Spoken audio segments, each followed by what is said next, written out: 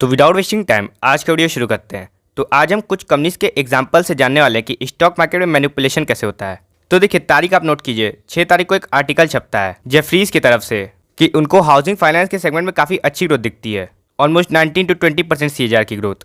तो देखिए यहाँ तक तो ठीक था, लेकिन देखिए इसके बाद क्या होता है। इसी आर्टिकल में जब आप नीचे आएंगे तो आपको टारगेट देखने को मिलता है। होम फर्स्ट फाइनेंस पे टारगेट कितना दिया गया, 746 का। मतलब कि एक तरह से यहाँ पे बायर्स क्रिएट किए गए। अब ये जो बायर्स क्रिएट किए गए ये अपने क्लाइंट्स के लिए क्रिएट किए गए। अब ऐसा क्यों, तो आप यहाँ पे देखिए 6 तारीख को आर्टिकल छपा, बायर्स क्रिएट किए गए और 10 तारीख को यहाँ पे एक बल्क डील देखने को मिल गई है। एक FII ने होम फर्स्ट फाइनेंस में अपना 7.5% स्टेक सेल किया। ऑलमोस्ट 450 करोड़ के ऊपर का अमाउंट था।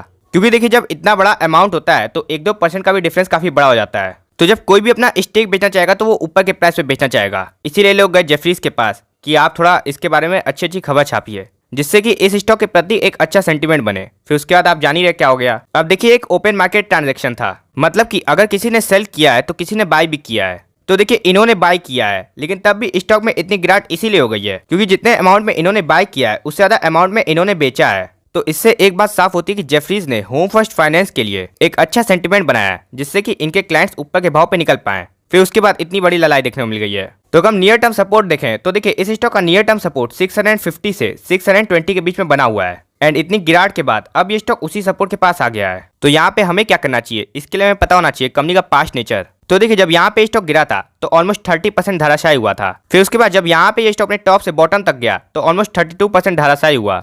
एंड उसके बाद फिर जब नया टॉप बना तब भी ये स्टॉक ऑलमोस्ट 35% धराशायी हुआ है। एंड एट दी प्रेजेंट भी ये स्टॉक हमें 33% की गिरावट पे मिल रहा है। तो इस स्टॉक की बैक टेस्टिंग से हमें ये समझ में आता है कि इस स्टॉक में मैक्स टू मैक्स 35% के पास की गिरावट होती है। एंड 30% की गिरावट के पहले तो हमें इस स्टॉक में हाथ ही नहीं डालना है। अगर हम प्रेजेंट की बात करें तो अभी 33% की गिरावट है, यानी कि ये स्टॉक अपने बाई जोन में मौजूद है। तो यहाँ पे जिनको इस कंपनी में कन्विक्शन है उन लोग के लिए काफी अच्छा मौका है, क्योंकि पहले यही सपोर्ट जोन यहाँ पे एक रेजिस्टेंस था। उसके बाद जब ये स्टॉक ऊपर चला गया तो उसके बाद देखिए जब नीचे आया तो फिर से यहीं पे सपोर्ट लिया, फिर यहाँ पे कितनी बार सपोर्ट लिया। तो जिनको इस कंपनी पे विश्वास है वो इस सपोर्ट जोन पे ध्यान रखें। अब देखिए होम फर्स्ट फाइनेंस कंपनी में क्या खासियत है। तो यहाँ पे आप इस कंपनी की पिछले 10 साल की सेल्स एंड प्रॉफिट को देखिए, कितनी मक्खन ग्रोथ है। एंड यही इस कंपनी की खासियत है कि क्योंकि ये कंपनी टेक पे ज्यादा फोकस करती है, इसीलिए इस कंपनी की प्रॉफिट ग्रोथ काफी शानदार है। एंड इसीलिए company fastest growing housing finance company है। अब अगर आप यहाँ पे देख जाएंगे तो यहाँ पे कुछ डिब्बे खाली दिखते हैं। एंड यही इस कंपनी का एक छोटा मोटा नेगेटिव है कि ये कंपनी एक न्यूली लिस्टेड कंपनी है। मतलब कि इस कंपनी का हमारे पास काफी ज्यादा पास्ट डेटा अवेलेबल नहीं है, तब भी हम इस रिस्क को कंट्रोल कर सकते हैं। और वो कैसे, वो अपनी एलोकेशन थोड़ा कम रख के।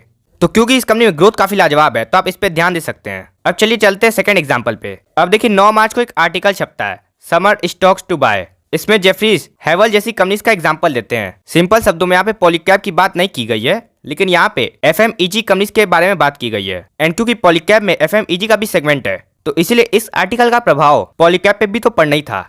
एंड अब देखिए क्या होता है, यहाँ पे पॉलीकैब का डेली चार्ट अवेलेबल है। एंड देखिए आप कितनी बड़ी जुबा केसरी वाली कैंडल बनी है। तो हम सेकंड एग्जांपल में भी यही देख रहे हैं कि ये लोग स्टॉक को थोड़ा ऊपर ले जाते हैं, फिर वहां पे अपना माल खाली करके हम पब्लिक को फंसा जाते हैं। शॉर्ट टर्म की बात करें तो लॉन्ग टर्म के लिए तो पॉलीकैब काफी बढ़िया कंपनी है, लेकिन शॉर्ट टर्म के यहाँ पे बात कर रहे हैं। तो सबसे पहले पॉलीकैब के टेक्निकल जाने का प्रयास करते हैं। तो देखिए पहले ये स्टॉक के लिए एक रेजिस्टेंस जोन बना हुआ था, तो अब यही जोन इस स्टॉक के लिए सपोर्ट जोन की तरह ऐड करेगा 2750 का लेवल, क्योंकि यहाँ पे कई बार स्टॉक रेजिस्टेंस फेस कर चुका था। फिर बाई चांस अगर यहाँ से और गिरावट हो जाती है तो फिर इस स्टॉक का नेक्स्ट सपोर्ट जोन 2500 पे बनने वाला है। तो लॉन्ग टर्म निवेशक इन सपोर्ट जोन पे ध्यान दे सकते हैं। अब इस कंपनी की बैक टेस्टिंग करते हैं। तो देखिए सबसे पहले पॉलीकैब का लॉन्ग टर्म चार्ट देखते हैं कितना मक्खन है। तो देखिए जब फर्स्ट टाइम करेक्शन देखने को मिला था तो यहाँ पे ऑलमोस्ट 20% का करेक्शन था। फिर हमें इस करेक्शन को एक्सक्लूड कर देना चाहिए क्योंकि ये कोविड का करेक्शन है। कोविड में तो पूरा मार्केट ही तबाह हो गया था, तो उसकी बात तो नहीं करनी चाहिए। फिर सेकंड करेक्शन यहाँ पे देखने को मिला था, ऑलमोस्ट 27% के पास का करेक्शन था। तो इस स्टॉक की पास्ट हिस्ट्री हमें ये बताती है कि इस स्टॉक में हमें 20% की गिरावट के पहले तो इन्वेस्ट ही नहीं करना है। मान लीजिए हम 20% पे अपनी पहली किस्त लगाते हैं तो उसके बाद हमें 25% पे अपनी दूसरी किस्त लगानी चाहिए। एंड बाई चांस अगर स्टॉक गिर के 2500 के लेवल पे आ जाता है, जो कि हम चाहते हैं आए, तो वहाँ पे ऑलमोस्ट हमें 20% के पास का डिस्काउंट अवेलेबल होगा। तो तब हम वहाँ पे विचार कर सकते हैं। अब जिनको इस कंपनी में कन्विक्शन नहीं है तो इस कंपनी कुछ पॉजिटिव जाने का प्रयास करते हैं। तो देखिए इस कंपनी का सबसे पहला पॉजिटिव है कि कंपनी अपना FMEG सेगमेंट में धीरे धीरे करके पहले की तुलना में एक्सपोजर बढ़ा रही है। एंड ये पॉजिटिव साइन इसीलिए क्योंकि FMEG कंपनीज को काफी अच्छी वैल्यूएशन मिलती है। तो हम यहाँ पे इस कंपनी का पी का चार्ट देखें तो देखिए क्योंकि ये कंपनी FMEG का सेगमेंट बढ़ा रही है, इसीलिए बाजार ने पिछले कुछ सालों में इस कंपनी का पी एक्सपेंड किया है। पिछले 5 साल का मीडियन पी ऑलमोस्ट 26 का है, वहीं at the present current P 38 के पास है। एंड अब शायद ही ये स्टॉक कभी 25 के पी पे मिले। एंड अभी भी ये वैल्यूएशन इस स्टॉक के लिए कम है अगर एक कंपनी आगे भी FMEG का सेगमेंट बढ़ा देती है तो, क्योंकि FMEG कंपनीज को 50 से 60 का पी मिलता है। तो यहाँ से भी और पी एक्सपेंशन हो सकता है। सेकंड पॉजिटिव साइन है कि पॉलीकैब वायर्स एंड केबल्स के सेगमेंट में मार्केट लीडर कंपनी है। एंड वायर्स एंड केबल्स के सेगमेंट में लगातार ग्रोथ आ जा रही है, मेनली 5G एंड इंफ्रास्ट्रक्चर के बूम से वायर्स एंड केबल्स के सेगमेंट में इस समय काफी अच्छी ग्रोथ है। एंड थर्ड पॉजिटिव साइन है कि इस कंपनी के कंसिस्टेंट एंड अच्छी ग्रोथ प्रदान करना। देखिए सेल्स ग्रोथ ऑलमोस्ट 15% के पास रहती है, वहीं प्रॉफिट ग्रोथ भी 20% के ऊपर ही रहती है। तो आप पैसा भी मरी से मरी हालत में 20% तो ग्रो करना ही है। तो ये थे इस कंपनी के कुछ काफी अच्छे पॉजिटिव्स। अब चलिए थर्ड एग्जांपल पे चलते हैं। तो देखिए 2 दिन पहले एक आर्टिकल छपता है कि जेफरीज वार्न कर रहे हैं हमें LTI, माइंट्री, कोफोर्ज एंड विप्रो को लेके। अब देखिए विप्रो की हम बात नहीं करने वाले हैं क्योंकि विप्रो एक लो रिस्की लो रिवॉर्डिंग कंपनी है। मतलब कि इस कंपनी को लेने से अच्छा तो हम अपना पैसा FD में रख दें, क्योंकि विप्रो के प्रॉफिट्स ही नहीं ग्रो कर पा रहे हैं। तो जब प्रॉफिट्स ही नहीं ग्रो करेंगे तो स्टॉक प्राइस कैसे ऊपर जाएगा। तो हम इस वीडियो में कोफोर्ज एंड LTI, माइंट्री पे बात करते हैं। तो देखिए इस आर्टिकल में ये बताने की कोशिश की गई है कि LTI, माइंट्री एंड कोफोर्ज जैसी कंपनीज में काफी ज्यादा रिस्क है, क्योंकि इनको अपने टॉप क्लाइंट से काफी ज्यादा रेवेन्यू आता है। तो कल को अगर उन क्लाइंट से इन कंपनीज के संबंध बिगड़ जाते हैं तो इन कंपनी के रेवेन्यू में काफी तगड़ा झटका लग सकता है। मेनली इस आर्टिकल के थ्रू इन दोनों कंपनीज में एक डर का माहौल बताने की कोशिश की गई है, जिससे कि पैनिक बने और सेल ऑफ आए। और देखिए क्या होता है। इस आर्टिकल के बाद कोफोर्ज में भारी मंदी देखने को मिलती है। अब ऐसा ये लोग क्यों किए, तो देखिए इसके पीछे का सिंपल सा कारण ये हो सकता है कि मंदी लाके ये लोग नीचे के भाव पे स्टॉक को दबोचना चाहते हैं। फिर जब नीचे भाव पे आ जाएगा तो वहां पे फिर से आर्टिकल छाप देंगे और फिर स्टॉक ऊपर चला जाएगा, जिससे कि शॉर्ट टर्म में इनको और इनके क्लाइंट्स को काफी अच्छा फायदा हो जाएगा। तो ऐसे आप देख रहे हैं कि कैसे मैनिपुलेशन हो रहा है। तो हम कोफोर्ज की बात करें तो 4000 के पास इस स्टॉक का काफी क्रूशियल सपोर्ट है,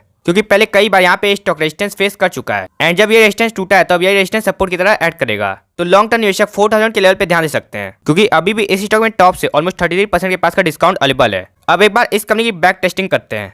तो देखिए पहली बार यहाँ पे स्टॉक 47% गिरा था, फिर 2014 में 32% गिरा था, फिर 2016 तक ऑलमोस्ट 41% गिरा था, एंड फिर 2022 में अपने बॉटम तक 47% गिरा है। तो इस स्टॉक की बैक टेस्टिंग से हमें यह अंदाजा मिलता है कि अगर हमें इस कंपनी में लॉन्ग टर्म के लिए इन्वेस्ट करना है तो हमें पहली किस्त 30% के नीचे तो लगानी ही नहीं है।